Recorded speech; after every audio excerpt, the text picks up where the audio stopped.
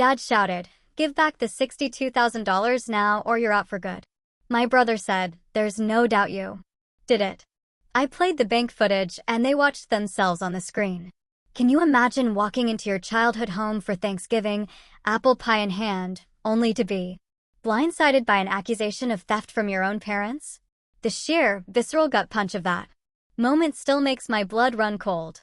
It wasn't just money they thought I stole, it was my entire identity, the trust of a lifetime, shattered in an instant. I pulled into the familiar driveway, the crunch of fallen leaves under my tires usually a comforting sound. But that day, it felt ominous. The golden autumn light, usually so warm, now seemed to mock me, casting long, unsettling shadows. Mom's voice on the phone last night had been too bright, that forced cheerfulness she uses when something's profoundly wrong. "Thanksgiving at 2, don't forget." The pie, she'd said, as if I'd ever forgotten in 35 years. Cinnamon and nutmeg filled my car, a scent that used to be pure comfort, now strangely heavy. I gathered the pie in my purse, heading up the worn brick path. The front door swung open before I even reached it. There stood Dad, arms crossed, his usual warm smile nowhere in sight. "Dad?" The word barely escaped my lips. His jaw tightened. "Taryn." Just my name. No hug. No, "How was the drive?" Just that cold, flat tone. I stepped into the foyer, the familiar sense of polish and holiday cooking trying to wrap around me, but my father's glacial demeanor pushed them away. Then the words came, sharp and clean, severing everything. "Return the $62,000 you took from your mother, or don't come back." My fingers instinctively loosened around the pie plate. For a horrifying second, I thought I might drop it. "What?" I whispered. "You heard me," he replied, his voice still terrifyingly even. "We know what you did." My gaze darted past him into the living room. Mom sat on the edge of the sofa, shoulders curled inward, staring down at her folded hands. She wouldn't look at me. "And Marla?" Oh, Marla was there, dabbing at her eyes with a tissue, putting on her usual Oscar-winning performance. "My sister hasn't cried a real tear without an audience in her life." Corbin leaned against the far wall, a mask of disappointment on his face, but his eyes, they looked satisfied. Like he was watching the final scene of a play he'd been rehearsing for weeks. "I don't understand," I managed, my voice steadier now. The initial shock was giving way to a slow, burning anger. "What money?" "Your mother's retirement account," Dad stated, stepping closer. 5 weeks ago, 3 separate withdrawals, all after you set up her online banking. The memory flashed back, Mom at her kitchen table, peering through reading glasses as I patiently showed her how to check her balance. Her trust, the yellow sticky note with her password tucked into an unlocked drawer despite my warnings. "I never took any money," I insisted, my voice sounding distant even to me. "The transfer started the day after you set up her account," Dad sliced through the air with his words. $62,000. Gone. No one spoke in my defense. Not Mom, who I called every Sunday for 15 years without fail. Not Marla, who I helped move 4 times when her relationships imploded. Not Corbin, whose college tuition I helped pay when Dad lost his job. A unified front against me. I walked toward the kitchen, my movements deliberate, the pie feeling heavier with each step. I placed it carefully on the counter, next to Mom's ceramic roosters. My hands trembled slightly, but I refused to let them see. "I didn't take your money," each word precise, measured. "Then how do you explain the withdrawals?" Dad demanded. "I don't," I said. "Not yet." My forensic accountant's mind was already cataloging inconsistencies, data points to investigate. But I wouldn't defend myself. While they stood in judgment, having already decided my guilt, I turned toward the door, my spine straightening. My car keys dug into my palm, the pain a welcome distraction from the betrayal crushing my chest. At the doorway, I paused, looking back at that tableau. Dad's rigid posture, Mom's averted gaze, Marla's performative grief, Corbin's satisfied smirk.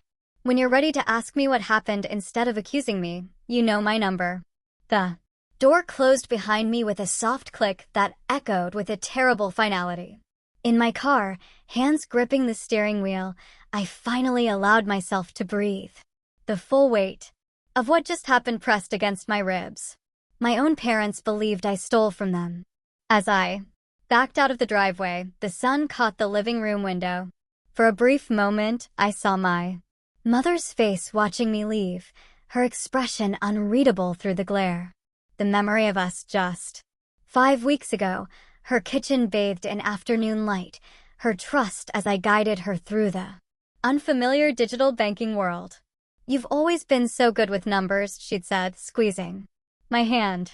"I don't know what I'd do without you." Words that once warmed me now curdled in my stomach. What happened in those 5 weeks to shatter 35 years of trust? I turned onto the main road, leaving behind the house where I grew up, the family who just broke my heart, and the apple pie that would grow cold on the counter. Someone had stolen more than money today, and I intended to find out who. Later that night, the Best Western sign flickered in the growing twilight, casting alternating shadows across the dashboard. Room 118. Ground floor, far end, perfect. No one to hear me if I finally broke down. The motel office smelled of pine cleaner and microwave popcorn. "Just you tonight?" the clerk mumbled. "Just me," I managed, the words catching in my throat. My room was a symphony in industrial beige and faded harvest gold. I set my bag down and stood motionless. The heater clicked on, blasting stale air. Outside, a family unloaded presents, their laughter echoing through the thin walls. The composure I'd maintained since leaving my parents' house began to crack. My breath came in short, shallow bursts. I pressed my palms against my eyes until stars appeared in the darkness. $62,000, I said aloud, testing the words. The accusation hung there, absurd and cutting. I sank onto the edge of the bed. For 30 minutes, I just breathed, staring at a thumbtacked print of autumn leaves covering a water stain. My mind, however, was cataloging each moment from the confrontation, Dad's certainty, Mom's avoidance, Marla's performance, Corbin's satisfaction. Something didn't add up. I grabbed the notepad from the nightstand and began to write, my accountant's precision taking over. Transaction dates. Account access points. My timeline with my mother. Who else had access? What records would exist? The fog of betrayal lifted slightly as I scrawled names and questions. By midnight, the pad contained a roadmap of investigation. 3 withdrawals. 5 weeks. $62,000. My professional training snapped into focus. I was no longer just a wounded daughter. I was a forensic accountant with 15 years of experience uncovering financial deceptions. The alarm buzzed at 6 a.m. I'd slept in my clothes, notepad still clutched in my hand. The morning light revealed a fresh determination in my reflection. I smoothed my rumpled blouse and dialed my firm. "Melissa, it's Taryn Denham. I need to speak with James urgently." 3 minutes later, my manager's voice came through. "Taryn, thought you were taking holiday time." "Family emergency," I said, keeping my voice steady. "James, I need a professional favor." "A significant one." The silence stretched. "What kind of favor?"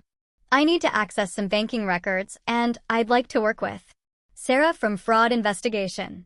"Sarah Winters?" His voice sharpened. "Taryn, what's this about?" "Someone stole $62,000 from my mother's retirement account. My family believes it was me. I need to clear my name.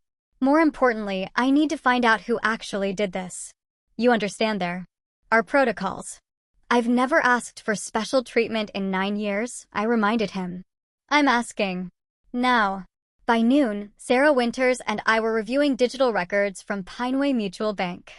Sarah, with her ruthless precision, navigated the permissions with surgical efficiency. First transaction was November 1st, $20,000, she said, pointing to the screen. "In-person withdrawal. Not digital." "That?" Can't be right, I murmured. I set up her online banking on October 28th. Sarah scrolled. Second. Withdrawal, November 8th, $15,000. Third, November 15th, $27,000. All in person with signature. Verification. My stomach tightened. Can we access the signature cards? The bank manager, a balding man named Harris, with nervous hands, slid the signature comparisons across his desk. Miss Denham, normally this would require a warrant, but considering your professional standing and the unusual circumstances, the signatures weren't mine. They weren't even good forgeries of mine. Security footage? I asked. Harris hesitated. We only keep 30 days. That's all we need. Sarah's tone brooked no argument. The footage appeared on his monitor. First transaction. A woman in oversized sunglasses at the teller window. Dark hair pulled back. Marla's distinctive gesture of tucking hair behind her right ear. Second transaction. The same. Woman, different blouse. Third transaction. Corbin. No disguise. Casual confidence as he signed the withdrawal slip. Stop, my voice sounded strange to my own ears. Enlarge that frame. The image. Pixelated but remained clear enough. My brother. Withdrawing money from our mother's account. The date stamp matched perfectly. The first online login, Sarah murmured, checking her tablet. October 29th at 8:42 p.m. IP address matches your parents' home Wi-Fi. The truth solidified in the air between us. My siblings stole from our mother and framed me for it. Sarah's hand touched my shoulder briefly. Taryn, I'll document everything. The evidence is clear. I nodded, unable to speak. On my way out, I called Douglas Hammond, our family attorney since I was in pigtails. Taryn. How's my favorite number cruncher? His gravelly voice warmed. Not good, Doug. I need your help. With something difficult. Back at the motel, I arranged the evidence in a black presentation folder. Bank statements. Transaction records, security footage stills, signature comparisons. The pieces of betrayal. Organized with professional precision. In the bathroom mirror, I studied my reflection. My eyes were clearer now, focused. I straightened my shoulders and practiced what I'd say when I faced my family. Again. Before leaving, I removed my credit cards from my wallet and locked them in the room safe. This confrontation wasn't about money. It never was. It was about truth, and I was bringing it home. A week later, I arrived at my childhood home unannounced, parking across the street. The golden afternoon sun stretched my shadow long across the familiar brick path. This visit carried none of Thanksgiving's warmth, only the weight of truth in the black presentation folder tucked under my arm. The wooden steps of the porch creaked in the same spots they had since I was 10. My knuckles rapped against the door with the confidence of someone who no longer needed permission to enter this space. Mom opened the door, surprise flashing across her face. Her hand flew to her throat, fingers trembling. Taryn, her voice caught. I didn't expect. We need to talk. I stepped past her into the foyer without waiting for an invitation. The scent of lemon polish and cinnamon potpourri, once the smell of home, was now tainted with betrayal. Mom followed, her slippers whispering against the hardwood. Your father isn't here. He's at the hardware store. Good. Call Marla and Corbin. I placed the folder on the kitchen island, the black leather stark against the beige granite. Family meeting. Now. Her eyes darted to the folder, then back to my face. What is this about? The $62,000. Mom's cheeks flushed pink as she reached for her phone. Her fingers hovered. Are you sure this is necessary? Absolutely certain. While she texted my siblings, I set up my laptop on the dining room table. The projector I'd borrowed from work hummed to life, casting a white rectangle on the wall where family photos once hung. The empty nail holes stared back at me like accusatory eyes. 20 minutes passed before the front door opened. Marla entered first, her designer purse swinging from her elbow. The confidence in her stride faltered when she saw me. What's she doing here? Marla asked Mom as if I weren't standing 5 feet away. Corbin followed, hands shoved in his pockets. His casual posture didn't quite match the weariness in his eyes. "Have a seat," I gestured. "To the kitchen island. All of you." They exchanged glances but complied, gathering around the counter like strangers at a bus stop, connected by circumstance but maintaining careful distance. I opened the folder with steady hands. The bank statements emerged first, arranged chronologically, with relevant transactions highlighted in yellow. 5 weeks ago, I helped Mom set up online banking. My voice remained even, professional. 3 days later, the first withdrawal occurred for $20,000. I slid the statement toward them. The second one is $15,000. And finally, the third one. $27,000. Mom stared at the papers, her reading glasses perched on her nose. "I don't understand what you're showing us." "Evidence," I tapped the paper. These transactions weren't made online. They were in-person withdrawals, requiring photo ID and a signature matching the one on file. Marla's fingers drummed against the countertop. "So what?" Mom could have gone to the bank. Except, she didn't. I turned to my laptop and clicked to the first image. On the dining room wall, a still from security footage, Marla at the teller window, oversized sunglasses pushed back on her head, signing a withdrawal slip. The timestamp matched the first transaction. No one breathed. I clicked again. Another still, Marla at the same bank, different outfit, 2 days later. Click. Corbin smiling at a different teller, his signature flowing across the withdrawal slip for the final $27,000. The room filled with a silence so complete I heard the refrigerator's gentle hum. Mom's face strained of color as she looked from the wall to her younger children. "You did this?" Her question came out barely, above a whisper. Marla's eyes filled with tears, genuine ones this time, but her chin lifted in defiance. "You gave her your banking password. She showed you how to check balances online. Did she mention she makes 6 figures while I can barely make rent?" "That doesn't explain why you stole from our mother," I said. "Borrowed," Corbin corrected, leaning back in his chair with forced casualness. "We were going to pay it back." "With what money?" The question hung in the air. Marla's tears spilled over. "You always get everything, Taryn. The good grades, the fancy job, Mom and Dad's approval. I just wanted to level the field." "You didn't level the field. You set it on fire," my words cut through her. "Excuses. And you let them believe I was the thief." Corbin shrugged. "She makes more than all of us combined. She'll bounce back." The dismissive gesture ignited something primal inside me.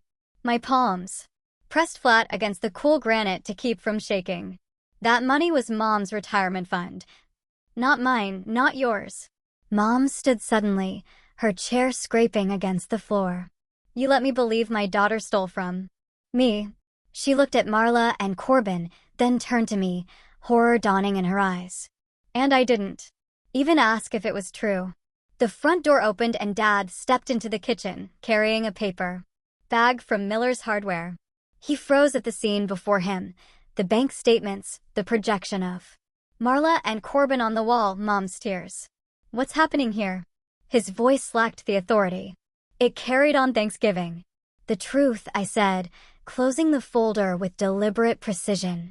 "Your children stole from Mom's retirement account, and I have the evidence to prove it."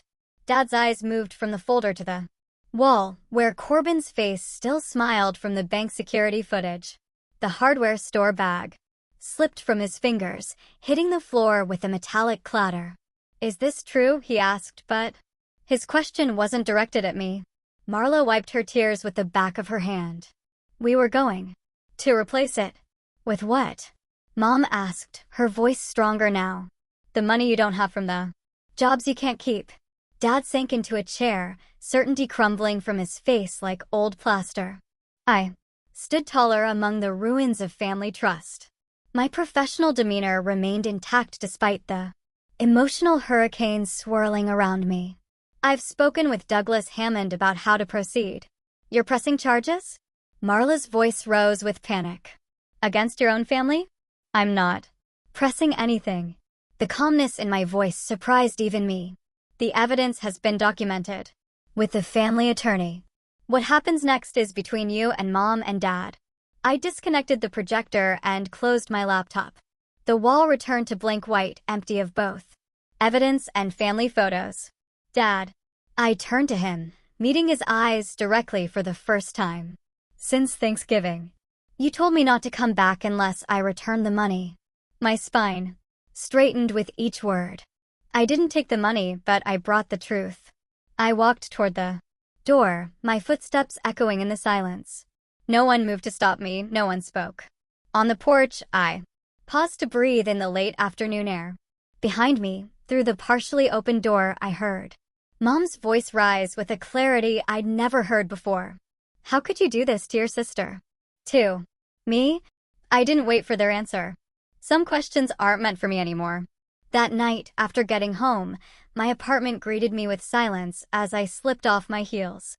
The clean lines of my minimalist furniture stood in stark contrast to my childhood home with its overstuffed chairs and decades of accumulated knickknacks. Here, everything had a purpose, a place. Including me. I ran my fingers along the kitchen counter, spotless, no ceramic roosters watching my movements, no lingering scent of cinnamon and apples. My throat tightened as I poured a glass of water, the soft gurgle of liquid against glass the only sound. The corner of a manila folder peeked out from my desk, evidence I no longer needed to present, the folder that changed everything. I slid it into my desk drawer, next to the neatly arranged tax documents and investment statements. Orderly, controlled, unlike the mess I left behind in Cedar Falls. Monday arrived with blessed normality. At the firm, my colleagues nodded respectfully as I passed their offices. Sarah Winters stopped by my door with coffee. Heard you cracked that Pineway Bank case, she said, placing a steaming mug on my desk. Impressive work. She didn't know the victims were my parents, didn't know the perpetrators were my siblings. Here, I was just Taryn Denham, the accountant who traces money through the labyrinth of deceit and brings clarity to chaos. Thanks, I said, wrapping my fingers around the warm ceramic, just following the numbers. The numbers never lie, people do. My phone buzzed. Jennifer, my cousin from my father's side. I let it go to voicemail. Later, alone in the break room, I listened to her careful message. Just checking in. Your mom mentioned you might not be coming to Christmas this year. Marla moved to Denver, Corbin's. Staying with friends. I thought maybe we could get lunch when I'm in Minneapolis next month. The ripples spread outward, family fracturing along fault lines that were there all along, just waiting for pressure to crack them open. I deleted the message. That night, I stayed late at the office. The cleaning staff knew me by name now. Rosa offered me half of her homemade tamale, wrapped in foil and still warm. I accepted with a gratitude that surprised us both. Family recipe, she said with pride. My grandmother taught my mother taught me. I nodded, not trusting my voice. Some family legacies are worth passing down, others, like suspicion and blind accusation, should die with. This generation. The envelope arrived on Thursday, cream-colored stationery with my mother's distinctive handwriting slanting across the front. I held it, feeling the weight of whatever lay inside. My address was written with the careful precision she uses for important documents. No return address, though I knew exactly where it came from. The envelope sat untouched on my coffee table through dinner. Through the evening news, through the single glass of Cabernet I allow myself on weeknights. Finally, as midnight approached, I slid my finger beneath the seal. Inside, a photograph. The three of us, Marla, Corbin, and me at Lake Okoboji, summer of 1998.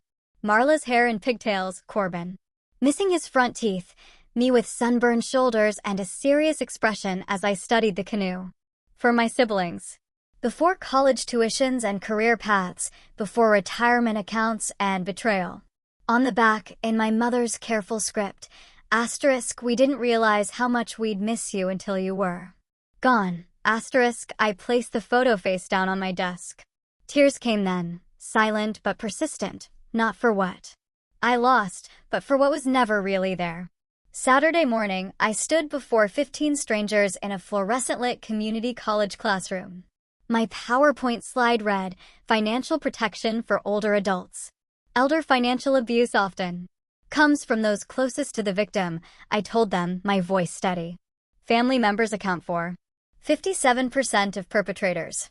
I didn't share that I'd become part of that statistic. I didn't tell them how my mother's trust was weaponized, how my siblings' envy festered into theft. These people came for protection, not confession. An older woman approached after class, her silver hair neatly styled, her handbag clutched close to her body. "I wish I had a daughter like you," she said, her eyes crinkling with sincerity. "Someone who understands these things." "So do I, ma'am," I smiled, shaking her hand warmly. The most important thing is to ask questions. Trust, but verify. Back home, I took down the family photo that had hung on my wall since I moved in. In its place, I hung my accounting license and fraud investigator certification, the glass frames catching the afternoon light. Family is supposed to be the one place where you're accepted without having to prove your worth, where trust is given, not continually earned. I ran my fingers over the embossed lettering of my name on the certificate. Some bonds remain unbroken, the ones I've built with myself. A year later, fallen leaves crunched beneath my boots as I walked back to my apartment from the community center. The sun hung low in the November sky, painting Minneapolis in amber hues, not unlike Cedar Falls this time last year. My fingers still smelled of turkey and cranberry sauce, remnants of 4 hours serving meals to strangers who became something more. "You coming back next week, Taryn?" Jorge had asked as I untied my apron. His weathered face, a map of 70 years lived fully, had brightened when I nodded. "Wouldn't miss it," I'd replied, meaning it. A year since the confrontation, a year of rebuilding a life without the scaffolding of family. The emptiness stung. Less now, filled gradually with new connections. Jorge at the community kitchen, my Thursday night. Financial literacy students, Sarah from work who transitioned from colleague to friend over countless coffee breaks. I turned the corner onto my street and stopped. A figure sat hunched on the bench outside my apartment building. Something about the slope of those shoulders froze me mid-step. Mom. She hadn't noticed me yet. Her attention fixed on an aluminum foil-covered plate balanced on her lap. Even from this distance, I recognized the crimped edges of her pie dish. My stomach tightened. I could turn around, walk another block, give myself time to prepare, but I'd spent 6 months standing firm in my truth. I wouldn't start hiding now. Her head lifted as I approached. The streetlights illuminated. New lines around her eyes, new gray threading through her hair. She looked smaller somehow. Diminished, as if the weight of consequences had compressed her. "Taryn." Her voice cracked on my name. "Mom." Mine stayed steady. Silence stretched between us, tangled with things unsaid. A gust of wind rattled dead leaves across the sidewalk. "I made your favorite." She lifted the pie slightly. "Apple with extra cinnamon. Just like the one that sat untouched on the counter last Thanksgiving, while my family accused me of theft." The symmetry wasn't lost on me. "Do you want to come up?" I asked, my keys already in hand. Not forgiveness, but not rejection either. Her relief was palpable. Yes. My apartment felt smaller with her in it.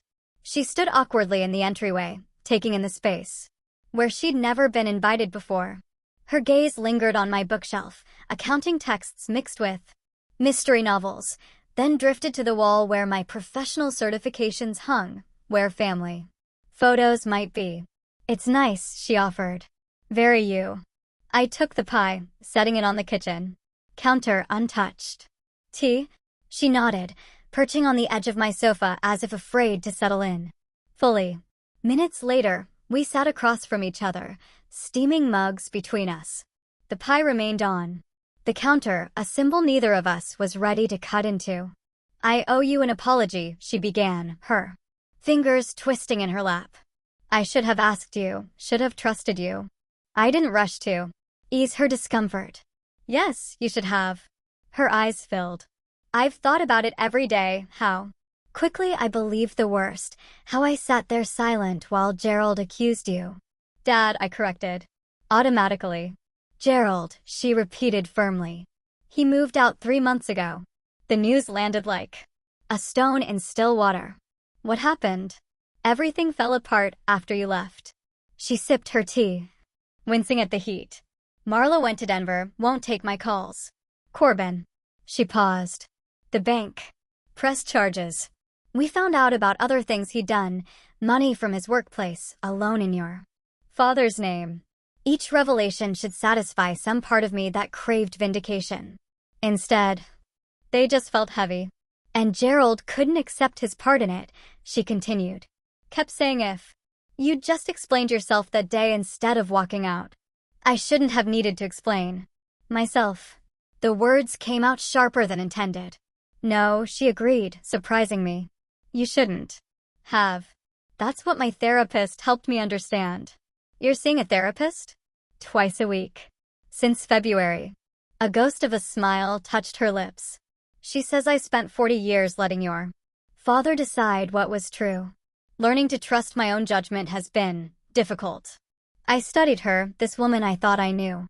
The mother who taught me to bake, to balance a checkbook, to stand up for myself, yet who didn't stand up for me when it mattered most.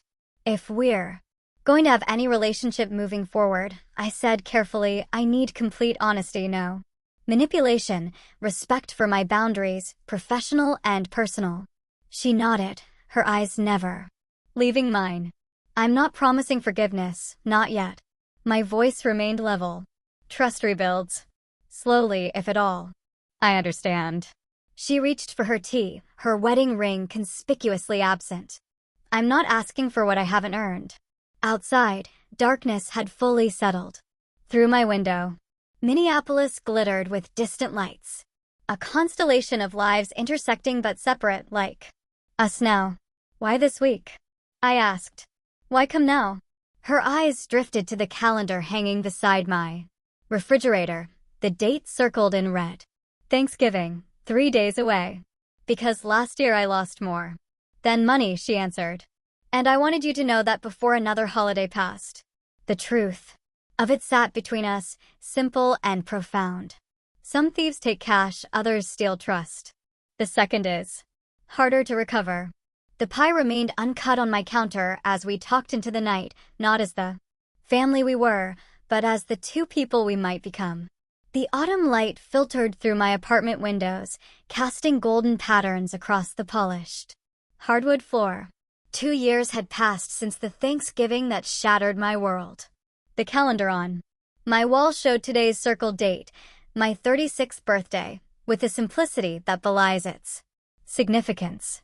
I adjusted the framed certificate on my wall, the one announcing the expansion of my financial literacy program to 4 community colleges across Minnesota. My fingers lingered on the glass, tracing the embossed letters of my name. The woman who received this award stands taller than the one who drove away from her family home 2 years ago, apple pie untouched on the counter. The doorbell chimed. Sarah arrived first, arms laden with wine and a small wrapped package. "The guest of honor shouldn't be answering her own door," she scolded, brushing past me with the comfortable familiarity of true friendship. Her presence in my life, a colleague turned confidant, remained one of the unexpected gifts born from last year's betrayal. The apartment filled. Gradually, Professor Winters from the community college, 2 neighbors from down the hall, my manager whose quiet support never wavered during those dark weeks of investigation. Each person represented a chosen connection, relationships built on actions rather than obligation. When Mom arrived, she waited at the threshold until I waved her in. Her caution spoke volumes. The boundaries we'd established remained respected. She placed a small plant on my side table, not presuming to bring anything that demanded permanent space in my home. Happy birthday, Taryn, she said, her voice soft but steady. The therapy she'd committed to showed in her posture and the way she held my gaze without the flicker of avoidance that marked our early reunions. Thank you for coming. My words were simple but genuine. We'd learned that honesty doesn't require eloquence. The evening unfolded with quiet laughter and conversations that flowed without the undercurrents of unspoken resentments. No one here carried hidden agendas. The apartment felt lighter for it. Later, I stood in my kitchen slicing an apple pie. My hands moved with steady precision, a contrast to the trembling fingers that once clutched car keys outside my childhood home. The scent of cinnamon and nutmeg rose, reclaiming memories I once thought poisoned beyond recovery. Need help? Mom appeared beside me, careful to maintain the invisible buffer we both recognized. You could grab plates. I slid the knife through golden crust, creating clean lines rather than jagged breaks. She nodded, reaching for the cabinet where I kept dessert plates. She knew where things belonged in my space now, knowledge earned through cautious visits, not assumed by right of relation. The newspaper clipping on my refrigerator caught her eye. Local accountant helps seniors fight fraud, the headline announced above a photo of me speaking to a community group. The irony didn't escape either of us. My personal wound transformed into protection for others. I saw Marla's email, Mom said, arranging plates in a neat stack. Have you decided whether to answer? I considered the question as I placed perfect triangles of pie onto waiting plates. My sister's tentative message arrived yesterday, the first contact in months. Unlike Corbin, whose absence I'd accepted as necessary, Marla's reach toward reconciliation waited in digital limbo.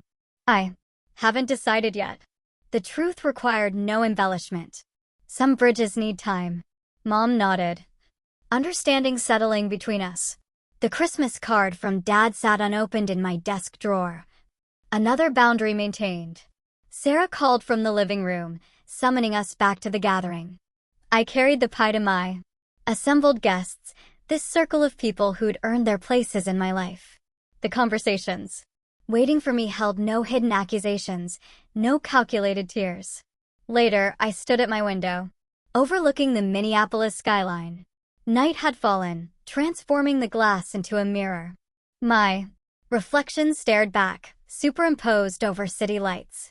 On my bookshelf, the family photo Mom gave me last spring sat among other images, friends, colleagues, students whose lives I've touched. No single relationship dominated the collection. My phone vibrated. Mom's name appeared on the screen. I paused, breathed, then answered. Hello, Mom.